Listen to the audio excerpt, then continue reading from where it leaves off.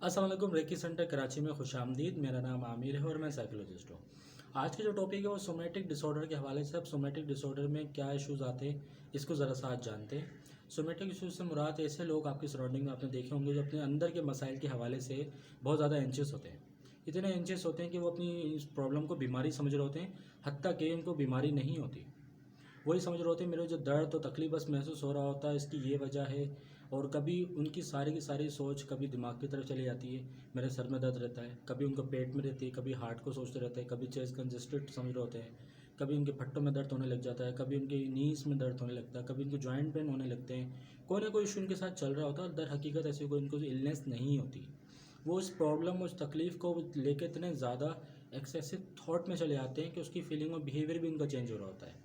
Even कि उस problem को लेके इतने सीरियस हो जाते हैं कि वो बाज़ दफ़ा एडमिट भी हो जाते हैं। हत्ता कि इनमें ये भी देखा गया है कि ये लोग अपनी जिस्मानी तकलीफ़ की कुछ न कुछ वजूहात को लेके एक शदीद एंजाइटी में भी मुब्तला रहते हैं और अपने पूरे पूरे दिन का वक्त, एनर्जी और अपना टाइम इसमें ज़ाया कर देते हैं, सोच सोच के कि मुझे कुछ हो रहा है, मुझे फ़लाँ तकलीफ़ है, मुझे ये है। और अक्सर ऐसे लोग क्या करते हैं कि बार बार डॉक्टर को जाके चेकअप कराते रहते हैं और चेकअप कराते हैं, रिपोर्ट चेक करवाते हैं, अपने आप को डायग्नोस करवाते रहते हैं। हत्ता कि इनके लैब टेस्ट तक होते हैं, सब उनका क्लियर होता है। इवन कि उन लोगों ने फ़ाइल इकट्ठी कर लेते हैं, एक ही रिपोर्ट की 10 रिपोर्टें जमा कर लेते हैं कुछ ही माह में, लेकिन उनको वो इश्यूज़ नहीं होते। बार बार डॉक्टर चेंज करते रहेंगे, बार बार टेस्ट चेक करवाते रहेंगे कि मुझे इश्यूज़ है या नहीं है, वो सेटिस्फाई नहीं हो रहे होते। या तो फिर होता है कि वो अक्सर ऐसा केस देखा गया है कि वो शदीद एंजाइटी में आके वो बाकायदा एडमिट तक हो जाते हैं। वो कुछ घंटे के बाद वापस नॉर्मल होकर वापस घर आ जाते हैं। अब इसके रिस्क फैक्टर जानते हैं, ये रिस्क फैक्टर क्या हो सकते हैं। अमूमन ये जो मर्ज़ मैंने आपको बताया सोमेटिक इश्यूज़ का, ये अगर 6 मंथ तक उनको रहता है कोई भी, तो उनको ये प्रॉब्लम है।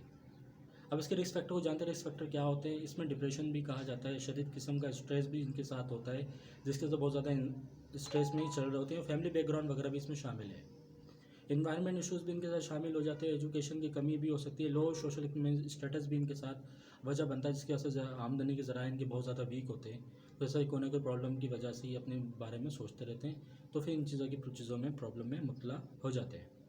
अब इस हवाले से इसमें साइकोथेरेपी, काउंसलिंग, हीलिंग वगैरह बड़ी मोस्ट इम्पॉर्टेंट रहती है, जिसमें इनकी जो डेली लाइफ स्ट्रेस है उसको कम किया जाता है, सोशल लाइफ इश्यूज़ को उसको नॉर्मल किया जाता है और इनके डेली वर्क को मैनेज किया जाता है। इनमें फैमिली काउंसलिंग भी इनकी की जाती है ताकि ये अपने उस स्ट्रेस सिचुएशन प्रॉब्लम को मैनेज कर सकें और ये बाकायदा मैनेज और कंट्रोल हो जाती है।